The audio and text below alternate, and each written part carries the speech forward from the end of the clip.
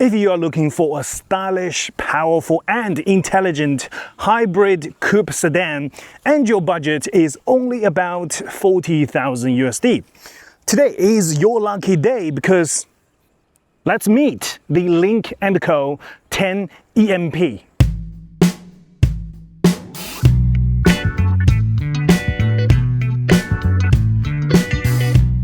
EMP stands for Electrified Modular Performance. It combines a turbocharged gasoline engine with front and rear electric motors supporting EV, hybrid and range-extended driving modes. Compared to regular PHEVs, it emphasizes performance and all-wheel drive capability while also optimizing fuel consumption even in low battery situations. The 10EM-P adopts LYNK CO's next-day design language, breaking conventions and achieving both originality and strong visual identity. 5.05 meters in length and 1.96 meters in width and a 3-meter wheelbase, it's longer and wider than an Audi A6. There are 6 exterior colors, 2 of which use a dual pearl paint process with multiple layers for 30% higher color saturation and improved corrosion and wear resistance. The unique front face is paired with sleek, flattened daytime running lights that enhances both safety and aesthetics. The very slim smart headlights, each of them house 15 high brightness LEDs with a high beam reach of 412 meters, about 4 football fields, and a low beam width of 28.5 meters, covering 6 traffic lanes. Because this car is a plug-in hybrid, so it doesn't have an active air intake shutter system in the front to help reduce drag in order to increase range. So with a full 60-liter tank of gas and a fully charged battery, this car is capable of delivering a combined range of 1,400 kilometers. The 26.5-degree A-pillar and a 12-degree upward angled C-pillar give this car a coupe-like stance full of sportiness. This car has 3 electric motors. P1 motor is mounted on the engine crankshaft to start the engine and generate electricity. P3 motor sits at the transmission output to drive the front wheels. P4 motor is mounted on the rear axle to drive the rear wheels independently, enabling pure electric all-wheel drive. This car uses the new NVIDIA Thor chip with 700 TOPS of computing power to enable advanced driver assistance. 1 LiDAR on the top, 11 cameras all around the car, 5mm wave radars, and 12 ultrasonic sensors providing 360-degree monitoring of vehicles, pedestrians, and road conditions. Frameless doors match the coupe style while reducing weight and improving efficiency. Let's see if this car has soft closing. No? But for this price range, it's kind of understandable. The front windows use laminated double-layer sound-insulating glass to reduce wind noise from the side mirrors. What I found interesting is when you drop the window, it doesn't go completely down unless you push the button, one more time. I'm not sure why. Hidden window trims reduce air resistance and wind noise. These beautiful 21-inch rims are equipped with Continental Eco Contact 7 tires. The size is 255 front and rear, but the braking units doesn't look very powerful. I believe it's a full piston. A massive 1.96 square meter panoramic glass roof offers a broad view to all passengers inside, but during summer, you definitely want to install an extra sunshade. This side is where you charge the battery, and on the other side, this is locked and the other side is not. This is a stupid design. It's supposed to be consistent. And this is where you fill the tank. The full-width taillights add a strong tech vibe, while the active rear spoiler, when deployed, can increase downforce by up to 20 kilograms for better grip. The taillight LEDs are intricately arranged for a premium look. I'm quite glad it's not one of those LED stripe, because it's kind of like, boring right now because it's overused. From the front to the rear, all the badges, numbers, letters are all blacked out, which suits the aesthetics of this car quite well. The button to open the rear trunk is hidden right here. Hey Xiaomi, why don't you just do the same? And sorry about it's a mess, but this is a decent size for, coupe sedan body shape, and you don't have much underneath. Today is crazy hot, and even my mic is wet right now, so I'm literally just soaked. Anyway, if you've enjoyed this video, please like and subscribe. If you want to buy Chinese cars, please contact me via the information below.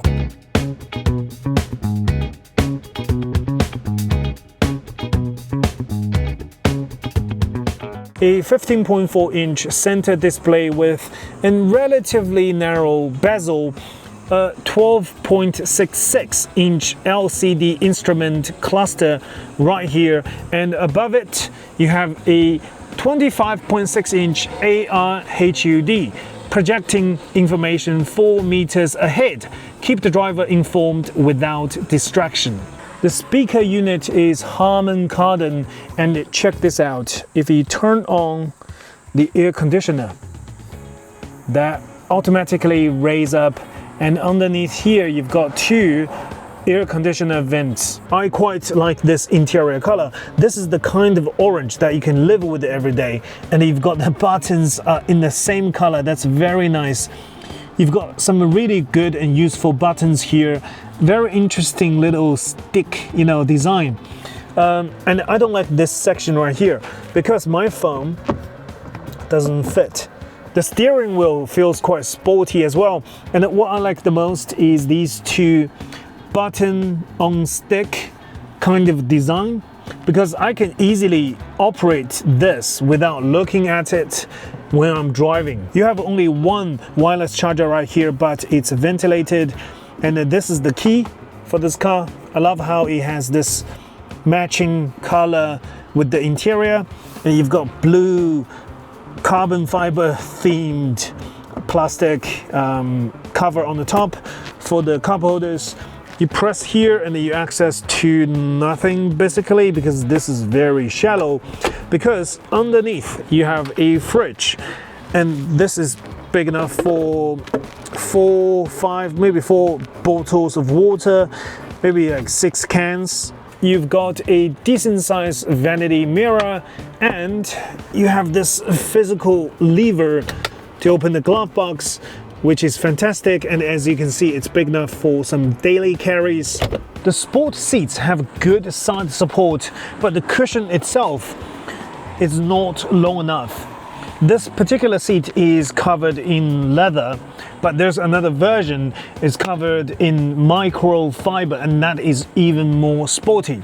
The material on the top is not suede, but at least it feels soft and smooth to the touch. The Skyline ambient lighting is warm and dynamic, creating both a cozy and futuristic atmosphere. This cabin follows a 4-seat equality concept, offering over 1.2 square meters of space per passenger, so everyone can stretch out a little bit. I'm 6 feet tall, and this is my personal comfortable position.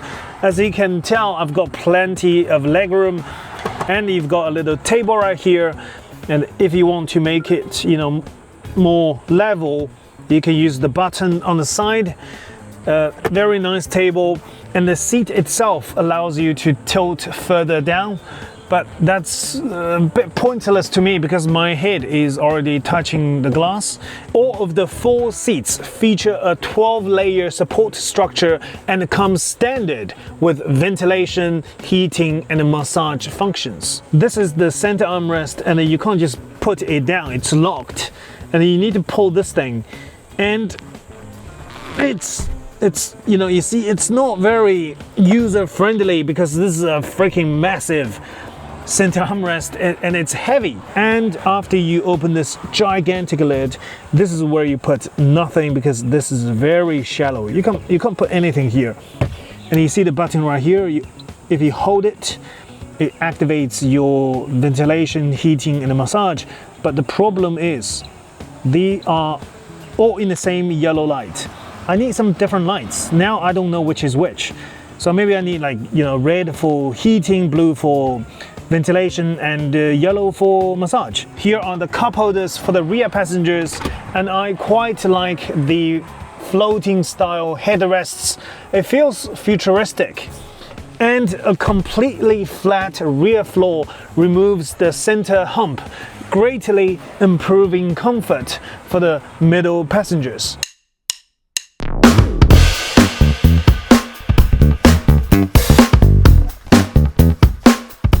The problem with this particular driving position is I'm sitting too close to the dash because of the steering wheel doesn't have enough adjustment range. So this is the furthest it comes to me. So I have to sit closer to the front, to the dash. And that creates another problem is I don't have enough legroom. So other than this, you know, I'm quite happy with this driving position. I'm sitting low, the seat is quite snuggy. I wish the side bolsters give me more, you know, support. Tall people, especially with, you know, long legs on road trips, I think this is not very comfortable. The 10EM-P features a front double wishbone and rear 5-link suspension with both upper and lower control arms forged from aluminum to reduce weight for better comfort and cornering stability. It also has hydraulic variable dampers to adapt to different road conditions, improving comfort, handling, and safety. The ride quality of this car definitely aligns with its sporty characteristic. I like how the four-wheel drive system kicks in to help the car gain more traction around the corner, and the way it handles bumps and, you know, uneven road conditions is very direct and efficient. This car is equipped with a 38.2 kilowatt-hour LFP gold brake battery, which offers a CLTC electric-only range of 240 kilometers. The 1.5-litre turbo engine and the 2 independent electric motors deliver a total output of 520 horsepower and 755 newton meters of torque. This car can do 0 to 100 kilometers per hour in just 5.1 seconds. Normally, when a car has 700 plus torque, it's supposed to do 0 to 100 in roughly about 4 seconds.